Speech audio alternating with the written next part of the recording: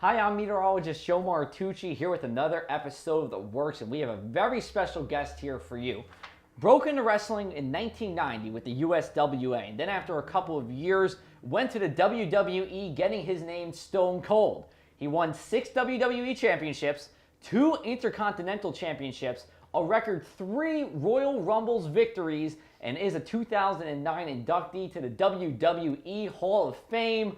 I'm just kidding, but we have meteorologist Austin Armstrong here for this episode of The Works. Thanks for having me, Joe. Steve, I really appreciate taking the time out of your busy schedule. I know after the wrestling life, it's been busy for you. I'm glad you got into meteorology and was able to spend some time with us here today. Well, absolutely. I'm glad to be here, and I appreciate you acknowledging all my accolades as well. A lot of hard work went into those. That's what we're here for, to boost your ego. That's right. Thank you. So, Austin here is our Ohio forecaster. He's a native of Northeast Ohio, Mentor, Ohio, right? That's correct. Shout out to everybody over in Mentor watching this video. Started at WeatherWorks just last year here and has been loving it so far. At least I hope so. Absolutely. It's Perfect. been great. Wonderful, wonderful. So the first question is, you're from Northeast Ohio, City of Champions.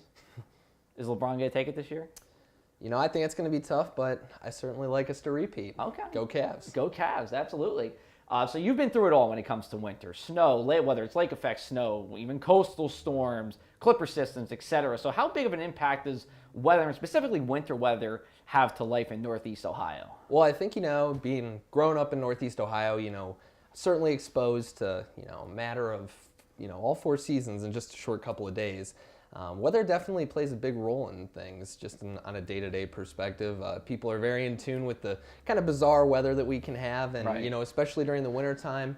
Lake effect snow is something that we're all very familiar with up there in Northeast Ohio, and Sure. I know a lot of people certainly are tracking pretty frequently. Sure. So your journey took you from Northeast Ohio to the Ohio State University. That's correct. While you were at OSU, was that something in terms of weather? Was weather something that you wanted to do when you got to college? Was it something that you wanted to do while you were in college? How did your weather interest start?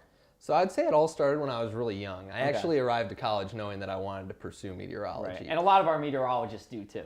And, I guess growing up, I was really always fascinated by the weather. My initial interest, I think, goes all the way back to when I would be looking ahead to see if we could possibly have any snow days, any big snowstorms were right. coming, good lake effect event on the way. So Sure. really, I really tried to understand sort of the science behind it, and, I just really wanted to be able to kind of know whether or not I was going to be having a snow day or not. Okay. So once I headed down to Columbus, that gave me the opportunity to really learn the nitty gritty, the math and science behind it, and, obviously various courses that, helped us, prepare to forecast the weather. Yeah, sure, absolutely. And then how did you start here at WeatherWorks? I mean, you're from Ohio, we're a New Jersey company, and while you were in the application process, were there any internships or something that you did while you were at OSU that you thought gave you an advantage here at WeatherWorks?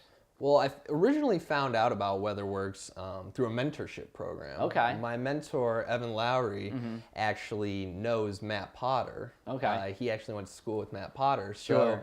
So that's kind of how I learned about WeatherWorks. As far as previous internships and how that might have helped the transition to here, I had a couple of volunteer positions at the National Weather Service, as well as I have a little bit of experience interning at news stations as well. So I really think that sort of helped build communication skills as well as problem-solving skills that have definitely helped me out as I've transitioned to working here in the private sector. Yeah, I mean, it seems that you were able to taste a little bit of all aspects of meteorology. You didn't focus on one thing with your internship, but you got a taste there. I think that actually made you such a well-rounded person when you came here.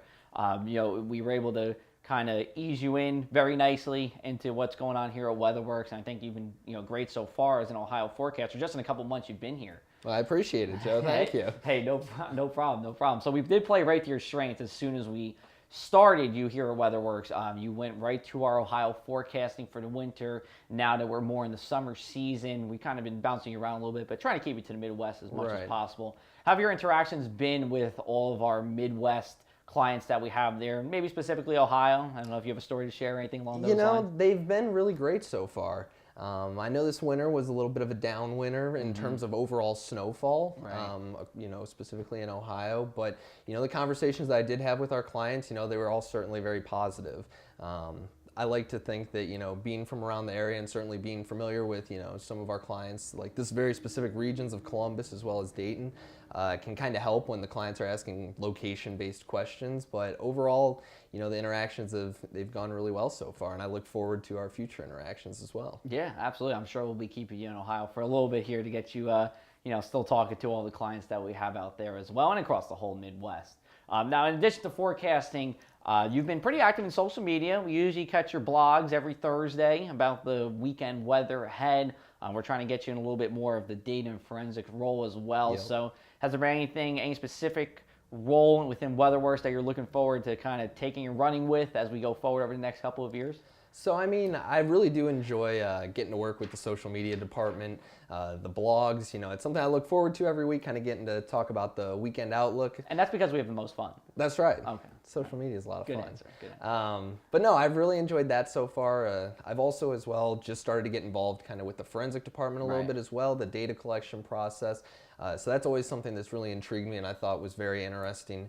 So I look forward to working more with that as well, and just anything that can really help the company moving forward, whether it's social media, forensics, sales, just anything that'll help the company moving forward. Absolutely, and I think forensics specifically is a big part of what we are doing, but what we're really trying to do going forward. And if you ever need a forensic report or a data report, you can go to weatherworksinc.com and you can request a report right there. Our forensic and data coordinator, Stan Dialba, is always more than willing to help you with whatever issue you need as we go throughout, not only the winter, but the summer as well. So all good stuff. And then before we exit here, we have a game for you. Okay, game time. Are you a big game guy? I can be. You can be, okay. So we're going to call this one How I Say Blank. So we're a New Jersey company. He's from the Midwest. We've had a few tips on how we say a few different things. Comment to let us know which one you think is the right way. So we're going to start with the first question here. What do you call the thing that you wear on your feet, maybe when you're running or doing something athletic or something like that? Tennis shoes. See, now his problem is he's saying that tennis shoes is what you would call gym shoes or sneakers here in New Jersey. But see, are you a tennis player?